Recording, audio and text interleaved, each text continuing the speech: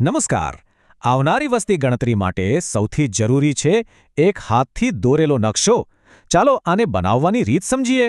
એકદમ સાચી વસ્તી ગણતરીનો પાયો છે એક અગત્યનો દસ્તાવેજ, વિસ્તારનો ઝીણવટપૂર્વક બનાવેલો નકશો. તો ચાલો જોઈએ. આખી પ્રક્રિયાને 5 મુખ્ય ભાગમાં વહેંચીને સમજીશું. આ નકશો એટલે ગણતરીદાર દ્વારા પોતાના વિસ્તાર માટે હાથેથી બનાવેલી ગાઈડ. અને હા, એમાં કોઈ સ્કેલ નથી હોતો. આનો મુખ્ય હેતુ એ જ છે કે ગણતરી વખતે કોઈ પણ ઘર કે બિલ્ડિંગ છૂટી ન જાય. આખી પ્રક્રિયા શરૂ થાય છે એક ડિજિટલ PDF મેપથી, જે ઓફિશિયલ એપ્લિકેશનમાં મળશે.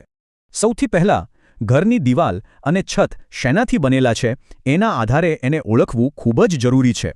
નકશામાં પાક્કા મકાન માટે ચોરસ અને કાચા મકાન માટે ત્રિકોણનો ઉપયોગ થાય છે. એકદમ સરળ. જો ઘર રહેવા માટેનું હોય તો નિશાન ખાલી રખાય છે, અને બીજું કંઈ હોય તો એમાં લાઈનો દોરાય છે. દરેક બિલ્ડિંગને એક નંબર અપાય છે અને એમાં જેટલા વસ્તી ગણતરીના ઘર હોય એ આંકડો કૌંસમાં લખાય છે. અહીંયા ખાસ વાત એ છે કે મુખ્ય જગ્યાઓ માટે નક્કી કરેલા ચિહ્નોનો જ ઉપયોગ થાય છે. એક વાત ખાસ ધ્યાનમાં રાખવા જેવી છે, આ નકશો બનાવવાનું કામ 3 દિવસમાં પૂરું કરવાનું હોય છે. તો ચાલો હવે જોઈએ કે આ નકશો બને છે કેવી રીતે. એના માટે 5 સરળ સ્ટેપ્સ છે. આમાં સૌથી અગત્યની વાત, નંબર આપવાની શરૂઆત હંમેશા બ્લોકના ઉત્તર-પશ્ચિમ ખૂણાથી જ કરવી.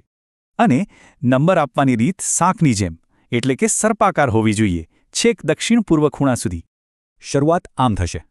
પહેલા બ્લોકની હદ અને એની અંદરના બધા મુખ્ય રસ્તાઓ દોરવાના. રસ્તાઓ દોરાઈ જાય પછી દરેક મકાનને એના સાચા ચિહ્ન સાથે નકશા પર બતાવવાનું. અને છેલ્લે નંબર્સ, દિશા બતાવતા તીર અને ખાસ જગ્યાઓના ચિહ્નો ઉમેરી દો. બસ, નકશો તૈયાર. હા, એક વાત ભૂલવાની નથી.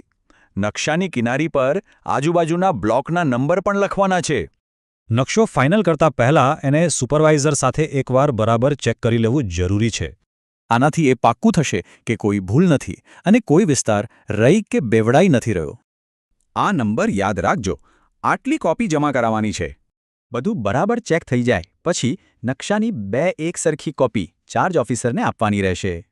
અને બસ, આ જ નકશો હવે આખી ગણતરીની પ્રક્રિયા માટે સૌથી અગત્યનો ગાઈડ બની જશે. આટલી ઝીણવટભરી મહેનત એ સુનિશ્ચિત કરે છે કે દેશના દરેક ઘર સુધી પહોંચી શકાય.